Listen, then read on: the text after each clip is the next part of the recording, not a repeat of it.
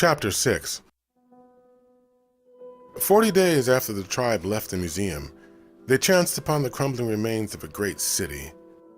The mountainous path on which they had been traveling spiraled down into jutting foothills, and the city spread out beyond, a cluster of silent gray monoliths, veined by broken roads and highways. The mummified towers that had once been shining symbols of man's achievements now served as gravestones to reckless ambitions. The faces of the old buildings were worn with time and decrepitude, and dark foreboding hung over the place, like a fog. Parker, Emery, and Ish stood apart from the rest, and spoke for some time, deciding what to do. There were dangers in such places. Mac grumbled about restless spirits that hid in the darkness of silent towers, waiting for people to awaken them so they could rise and wreak havoc on the world. Otter teased him and whispered to the others, who chuckled under their breath. But Mac insisted that the tales had merit. Parker had other concerns. The cities had poison places. There was sufficient snow in the hills to assure the streams would be safe for water, but in the old places there could be areas where even camping might invite death. Emery pointed out that the remains of the hunt were starting to get low, and there was at least the possibility of finding food in the ruins. He also reminded them that hoarders were known to have kept hidden treasures in the old towers. There could be something useful hidden within one of them. Weapons, maybe. The leaders talked it over. Emery and Thomas knew how to read most of the danger signs, and the boy also knew many words, so at least they could avoid toxics. Finally, Parker made his decision, and the tribe began to make their way down into the foothills and onto the broken roads that led to the dead place. They passed low, squat buildings and groups of silent houses that were clustered alongside the road, or beneath it when the highway rose over another. But these places were grim and haunted-looking, and the reek of toxins was on them. With unspoken unanimity, the tribe decided to move on. As they neared the first of the great towers, a chilled breeze kicked up the refuse of centuries. Parker felt that chill in his heart. He stopped the procession. The snow was light here, and it would be hard to see the prints of any other's passage. He knew that other Omers might be making a home in the old towers, so it was possible that they were not alone. "Stay close," Parker said, withdrawing his blade. The others followed his lead, pulling weapons from their sheaths. Daniel was surprised to see the women slip savage-looking blades from beneath their coats. Uncle had told them that women were weak and had to be protected. This was another area where Uncle's lessons had not been entirely accurate. They moved cautiously through the gray stillness, feeling as if silent eyes were on them. Another gust of wind rushed through the empty streets, the breath of invisible specters whispering of a time gone by. They passed the hulks of dead wagons that lay alongside the road. These crafts that had once moved quickly over the ground and through the air were now strewn about in rusted disarray. The place was littered with ruined and unrecognizable machinery, and everywhere there were giant signs filled with enormous smiling faces peeking through the grime of centuries. The faces were surrounded by unintelligible symbols. They said, "Eat," and "drink," and "limited offer," and they lined all the paths of the dead city. The nomads passed in silence, the dust of civilization crumbling beneath their feet. Emery stopped at the front of the procession and pointed over the edge of the road. "Is that what I think?" he said excitedly. Near one of the large towers, in the midst of a cluster of ruined wagons and debris, lay a large metallic object that looked like it may have once glittered in the sunlight. Wires protruded along the length of its smashed body and rusted flank, and from atop its head, warped metal rods hung over its body and dug into the ground. At the rear of the craft, a crimson cross peeked through the rust of a fin. Ish cried out. She hadn't seen one of the rescue ships since her childhood. "It'll have rations, Parker," she said. But Parker was already on his way. "To each his own," he laughed, jumping over the railing and waving for the others to follow. Emery dropped his pack and was fast on the man's heels, laughing when he overtook him. The challenge brought a surge of energy to Parker, and he pushed himself harder, catching up to the younger man and playfully knocking him over as he raced by. The rest of the travel-weary tribe followed, looking like a stampede of woolly plains beasts in their thick furs as they ran down the snowy slope towards the old aeroplane. True to his promise, Daniel walked slowly beside Doll. She could not run. She'd not been designed for such activities. Only Rennie and Bashi slowed to wait for the pair. Parker arrived first, with Emery right behind. The men stood a moment, laughing and catching their breath. When they peeked through one of the dirty windows, their jaws dropped. "Do you see?" Emery whispered reverently. "Yeah, I see," Parker whispered back. Huge plastic cartons lined the inside of the craft. A few had been broken open. Their contents lay in piles on the floor. "Synthetics," the men said in unison. They did due diligence, circling the craft, checking to see if anyone might have already tagged it as property. But they could see no marks except ancient symbols, unintelligible through the dirt and rust. The cargo door slid open with much more ease than they'd anticipated. They jumped into the craft, laughing like children, and began to sift through the boxes. "What is it?" Parker said, grasping a handful of the small packets. Emery struggled with the writing on one of the plastic wrappers. Vitamin fortif. He shook his head. "It's food," he laughed. The others were arriving, taking turns scolding the men for acting like hoarders. But when they saw the magnitude of the find, their recriminations were put aside, and they began sifting through the boxes. Thomas arrived, but hesitated in the doorway. He didn't like the abandon in which the others were stuffing their mouths. He turned to scan the silent tower that loomed beside the craft. "Someone must know about this," he muttered. "They could be watching us." Rennie and Bashi arrived next. They had waited as long as they could for the boy and his machine, but the pair was taking too long, and they didn't want to miss anything. The couple ignored Thomas's complaints and forced their way past him, jumping into the feeding frenzy. "I saw no tracks," Mac assured Thomas, as he stuffed one of the synthetic food bars into his mouth. He spat it out quickly. "Ugh, this is rotted." Emery swallowed a mouthful and shook his head. "Synthetics can't rot," he said, and glanced at the green wrapper in Mac's hand. "Oh, that's spinach. Try this one." He tossed the bar at Mac. "Mariconian chess. Pretty good." Thomas was not satisfied with Mac's flippant response. "No tracks means nothing," he said. "This snow is fresh. Tracks were probably covered." Ish relaxed against a stack of rations and peeled back the wrapping on a golden-colored bar. "This thing is in here since we were born," she said. "If anyone knew about it, it would already be empty by now." Thomas started to reply when Otter jumped at him, brandishing handfuls of the small plastic wrappers. "Chocolate, Thomas! Chocolate!" he said, holding them up to the man's face. "Shut up and eat!" The old trekker grumbled for a moment, then shoved his way past Parker. "Well, leave some for me, damn it," he said. Daniel finally caught up and saw the feeding frenzy going on inside. He led Doll to the corroded remains of the landing gear and sat her down. "Stay here," he ordered. Then he raced inside, using some of the new, colorful words he had learned from the tribe to express his feelings about their impatience. It was only Doll who stayed outside the craft. It was only Doll who had noticed the shadowy figure that emerged slowly from the old tower. She watches the figure take shape in the shadows of the building. It is a man. His body is thin and bent, clothed in the tattered remnants of a form-fitting suit. His face is creased from age and covered in a tangle of mottled gray hair. His eyes are suspicious, wary, as he gazes on her. He stops at a short distance and then waves his hands. Is this a greeting?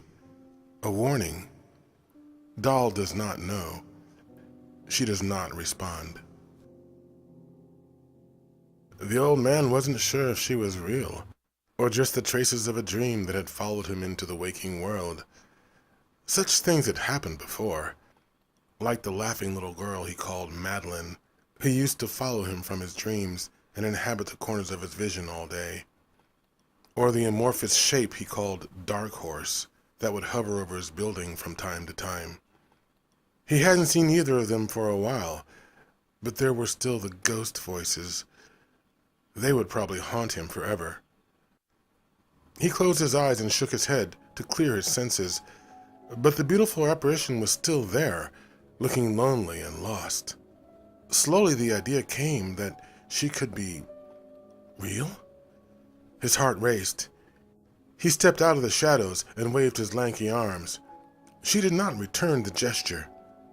"Hello," he called, displaying a smile that was only partially toothed. But his smile faltered when the woman continued to ignore him. The hermit sighed. So she was not real after all. But he shrugged it off. He could still use the company either way. He stepped towards her slowly so to not scare her off. "You a friend of Madeline?" he said conversationally when he was within earshot. He was surprised that she had not already vanished.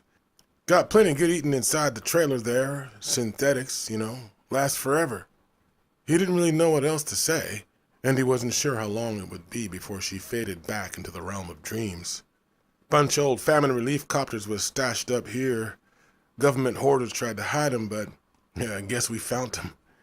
He cackled a dry laugh, and then noticed that the apparition wasn't looking at him.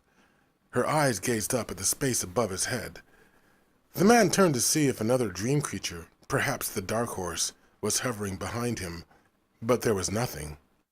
"It seems we're all alone," he said, wiping his tangled hair out of his face. This one did not seem as intent on leaving as the others. Maybe she might stick around long enough for a little fun. "Sure is a pretty dress," he said slyly, siding up to her. "But, ain't you just a little bit cold out here?" As he moved closer, though, the thought came to him that something was not quite right. He reached out and pressed a finger tentatively against her arm. He snapped it back quickly. "Oh my," he whispered. "You're—" A small figure suddenly flew out of the copter, screaming and swinging his little fists. The hermit yelped and jumped away, warding off the tiny blows. "Get away from her!" Daniel yelled, his face red, his breath misting in the cold. "She's not for that! She's not for that!" "Hold on there," the hermit yelled, pushing at the small frenzied thing. He caught the boy's flailing wrist and realized this was not a nightmare. "You're real," he said in disbelief. "Damn the devil, you're—" But the boy suddenly relented, and the old man went stiff when a black-faced giant exited the craft, his eyes hard and scrutinizing. Another was behind him, a thick-bodied man with tight Asian eyes. Their clothing was dirty and road-worn, fashioned from the skins of dead animals. "Oh, shit," the hermit muttered, feeling his stomach twist. These were roamers, warriors. And so must have been those who followed, the tall one with the long beard, his eyes bright and watchful, the beautiful fair-skinned woman with the wild red hair, her chin raised and proud, the muscular young dark man with the angry eyes, looking as if he was ready for a fight, and a dark, heavy woman with a broad face and knowing gaze. Then came younger ones, fair, with the smoothness of childhood still in their faces. But the hardness of life on the road shone clear in their eyes. These were people who had seen much of the dying world, and were ready at any moment to meet its challenges. The biggest of them held his hands out from his sides to show they were empty. The others formed a line behind him, their hands hidden in the folds of their coats. The old hermit understood this.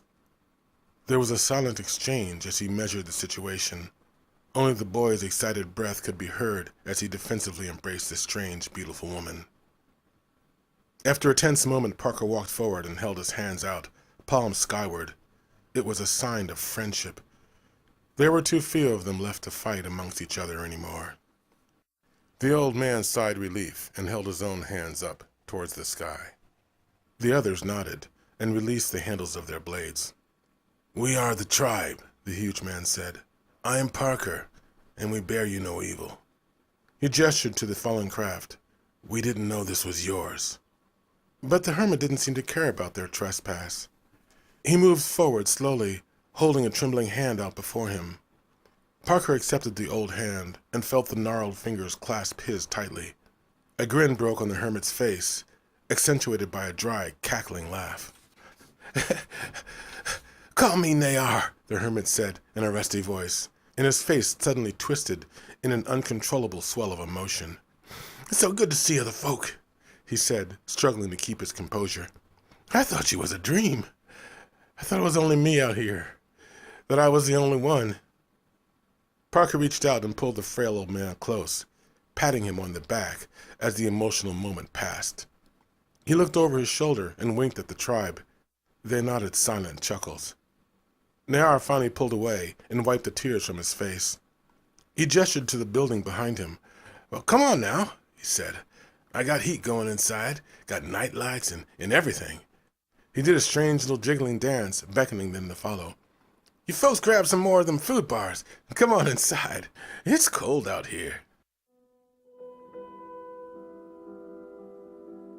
By the time the sun fell, they were all camped warmly inside the old tower, amid the wreckage of ancient office furniture and equipment. Freed from their heavy coats, the road-worn people were scattered around the large room, laying atop the surface of desks or relaxing in the deteriorating cushions of old office couches. The building's mechanical heart was still beating somewhere in the complex machinery of its aged body. The tribe could hear huge mechanisms whir into activity, pumping heat into the room, and then stopping once the desired temperature had been achieved. The aged solar cells were still working, rejuvenating in the light of day. But the world was covered in a constant haze, and the batteries were old. They would never work as well or provide as much energy as they'd originally been designed. No one knew how long the power would last, and when it did fail, there was no one left who could revive it. Outside, the snow was beginning to fall. Nayar explained that it fell almost every night, but melted quickly on those days when the sun broke through the haze. The tribe explained that this was not uncommon, that it was happening everywhere as the climates lost their continuity and fell into chaos. The women sat among themselves, taking this time away from the attentions of the men to groom each other and discuss the various matters of their concern. Their soft voices and laughter danced on the air of the room. Rennie and Bashi whispered softly between one another, while Otter, Coco, and Thomas laid back to watch the snow fall outside. Quietly, they gazed out of the huge plate windows, wondering how much of their journey was yet before them.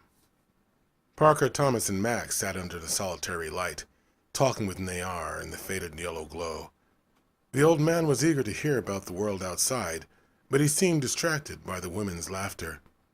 It had been so long since he had been in the company of a female.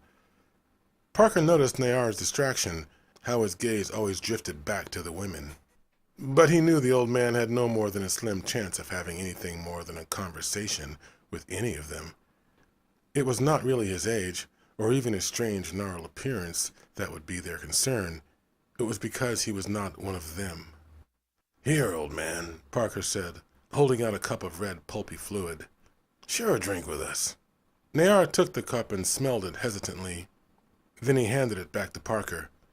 "It's nice of you, but, I'd better not," he said. A dark look fell across his features, but he quickly brightened. "Why don't you folks tell me what's of the world? Where you from? How'd you get here?" "We walked," Emery replied. "How'd you get here?" There was tension in his voice, suspicion. He'd seen the shadow flash across the old hermit's face, but it was gone before it could be interpreted. Nayar rolled his matted beard in his fingers, thinking. "Well, I've been here longer than I can remember, really," he said with a nervous laugh. "We was crossing over them mountains and found this place, and I guess it's as good as home as any.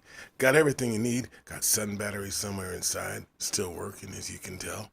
Got the old tanker outside with lots of food. Don't taste all that great, but it'll keep you going." The old man cackled and jumped up. He executed a quick little turn, apparently to exemplify his health. The men glanced with a snicker at each other as the old man sat back down. "And there's another one wrecked up the hills. I ain't cracked it open yet, but I'm pretty sure it's got good stuff in it, too. Maybe you folk can help me get inside." Emery cleared his throat and set a hard gaze on the old man. "We," he said. Nayar looked back at him, blank-faced. "You said we were crossing the mountains," Emery explained. "Where are the rest?" "Oh, yeah," Nayar replied, with his strange cackling laugh. "Well, they went on up the hills a long time ago. Didn't like it here, I guess." "Why not?" Emery shot back. "Got everything you need, right?" The sarcasm in his voice was a little too obvious. Parker sighed, but let the conversation take its course. Well, can't really say why they moved on, Nayar said thoughtfully, scratching his head as if befuddled by the point. I liked it here, and that's why I stayed. Maybe that's why they left, Imre said. Nayar kept his empty smile for a moment. What did I say to upset you, youngin'? He said, apologetically. I didn't mean to, whatever it was. Parker chuckled to break the tension. There were better ways of doing things. Don't feel bad, Nayar. We've been on the road a long time, he said. He fixed his gaze on Imre, who looked away. And we need a little rest, he said. Nayar looked genuinely displeased. Okay, I understand. Just wanted to hear about the world outside, that's all. Gets a little lonely out here, you know. Parker smiled and nodded across the darkened room to where Daniel was sitting quietly with Doll. The boy might have a story or two for you, he said, and cast a cryptic glance at the other men. They smiled knowing agreements. Oh yeah? Nayar said. Oh yeah, Mac laughed, rising and stretching his hefty frame. The boy's got plenty of stories. Nayar sensed the humor in the men's voices, but didn't get the joke. Well, I can talk to the boy a bit, I guess, he said, as the men moved away. The first night Daniel had shared Doll's story with the members of his new family, he decided to be her spokesperson. At every opportunity, he would regale the tribe with tales from her grand past. Before their eyes, the slight, shy boy had morphed into an assertive orator. It seemed to them that Daniel had been unaware of how much information he was privy to. He would finish one story and quickly start on another, as if it was an afterthought. He would often digress to elaborate some peripheral note, and then embark on such a winding narrative that he never quite made it back to the main story. They had listened raptly, had questioned him, challenged the claims they could not accept. But in the end, it was only his young voice that would be heard around the fire at night. That arrangement, however, did not last. The boy's well eventually ran dry, and the once fascinated nomads grew weary of his ceaseless monologues. In time, the old stories took precedent, as Parker or Mac regained the floor and the challenges and yelling ensued. Daniel retreated to the sidelines again, sitting by Doll and waiting for another moment in the firelight. But they were rare. Hey, you boy, Nayar said as he plopped down beside Daniel. How you doing? Nice here, ain't it, huh?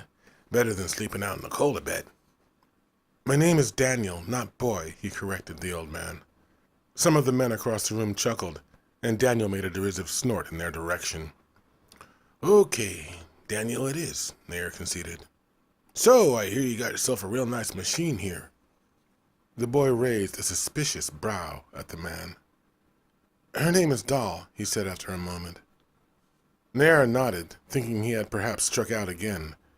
But Daniel's mood suddenly changed when he realized that he was talking to someone who had not heard any of his stories. And she's older than anyone in this room, he said quickly. Nayar, anxious to converse, explained that he wasn't really sure how old he was, but he'd lived here for decades, maybe. It's hard to keep track of time nowadays, he chuckled. Weather's always the same and I'm getting on in years. Daniel acknowledged the old man's comments, but the moment an opportunity presented itself, he went back to his tale. She was named that because of how she was built, Daniel said. Rennie and Bashi were seated nearby. They groaned as Daniel began his story and moved to other parts of the large lobby. Daniel did not seem offended or to even notice their departure. You see, when she was first built, she was actually a little white doll about this big. He held his hands a couple of feet apart, and she was a novelty, he explained, although he wasn't quite sure what a novelty was. Nayar looked the machine over. He had seen a few like her before, but they had been torn and wrecked, talking nonsense as their ancient programming malfunctioned. Well, she ain't no little doll no more. Ain't too white either, the old man said with a snicker. Daniel held up his hands for patience. I will explain. See, she's one of a kind. Nayar interrupted him. We used to have some machines when I was a boy. Folks killed them and tried to use the batteries to run other stuff. But that didn't work, something about the polarity or parity or something. Daniel fixed the man with a sour look. Nayar had to laugh. He was glad to have people around, especially a youngster. Little ones were rare now. Okay, boy, he chuckled, relaxing on an elbow. Tell me your story. So Daniel did tell his tales. In a short time, Nayar was following every word carefully as the boy explained the machine's function and her special programming. You see, it was the Chopin that made her different, Daniel said. Nayar squinted a shaggy gray brow. The what, boy? The Chopin, Daniel repeated. It's music from a long time ago, even before the robots. It was made for piano, and it was hard music, not just because there was a lot of notes. I mean, any robot can play a lot of fast notes if they get programmed for it, but it was the dynamics that made it hard for the machines to play Chopin music. Daniel hoped the old man wouldn't request a definition of dynamics. It was another one of Uncle's words he never really understood. Nayar just nodded his head as if he understood completely. He was sure that eventually he would.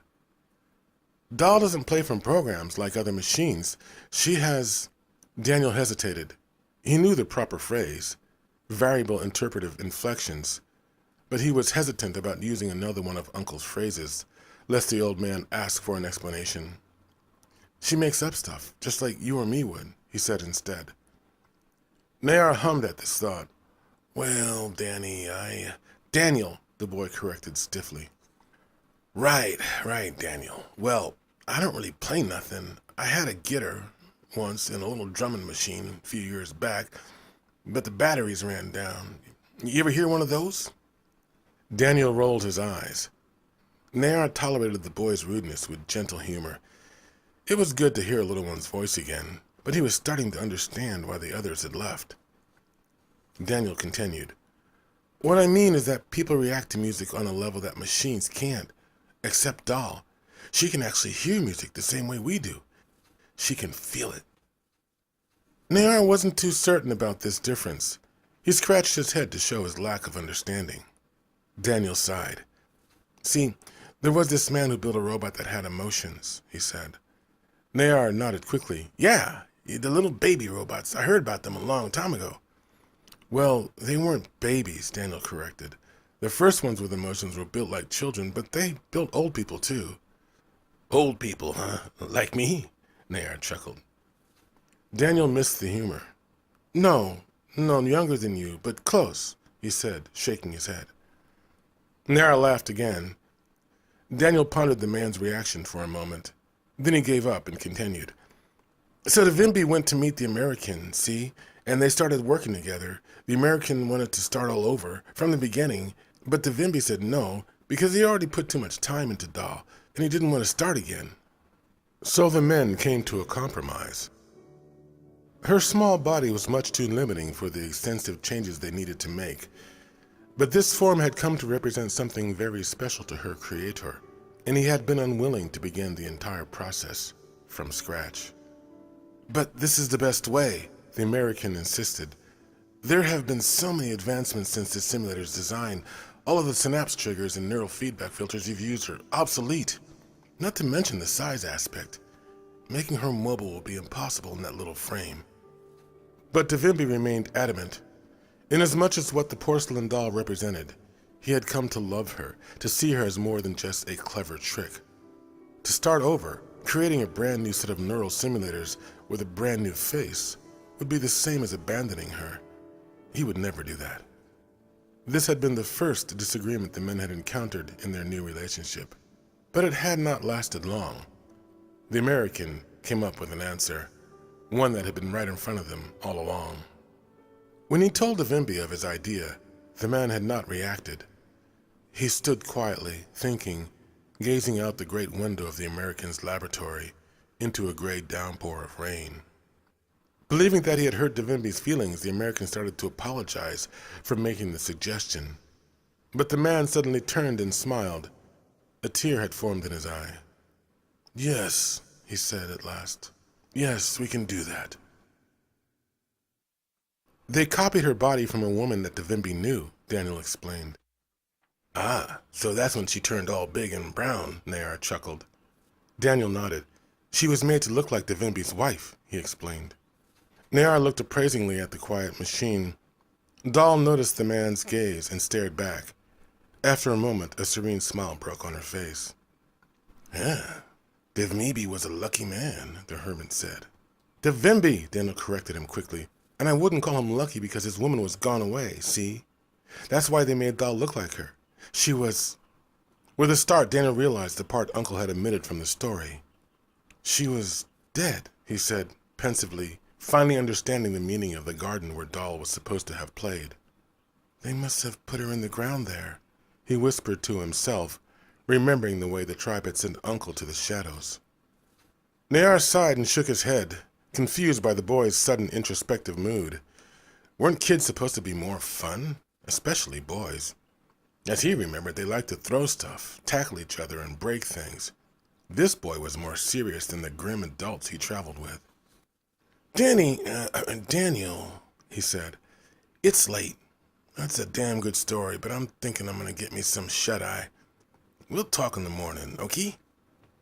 Lost in his thoughts, Daniel acknowledged the man's words with a wave of his hand. The men across the room snickered as Nayar excused himself and raced to the storage room where he slept. As the boy shares her story with their new host, Doll recalls images from centuries before, but her awakening into the realm of cognizance is as far removed from her mind as the first moments of life are removed from the memories of the humans around her. Suddenly, she was. It is that simple. As time flowed by, fragments of its passage remained, eternally juxtaposed against each new moment. When the strange new person walks away and the boy snuggles close to her, closing his eyes for the night, she recalls the excitement and revelry that surrounded her so long ago. The lights at the foot of the stage and the dark space beyond, from where the sound of applause rose in waves. They loved her. Her creators had come to the podium then to explain her, to detail the special nature of her performance to the crowd of collectors and designers, traders and lovers of music. But they had not only come to adore her, they made futile bids for her possession and tried vainly to acquire the secrets of her design. But there was only one thing that she needed, one thing that made her more than a distracted observer in this incomprehensible world of shifting forms and faces. Centuries beyond the time of these memories, sitting in the darkness of an abandoned skyscraper in the company of nomads, with a sleeping boy in her arms, Doll recalls the flood of sound that birthed her, and the sounds that she subsequently birthed into the world. No one hears her sigh,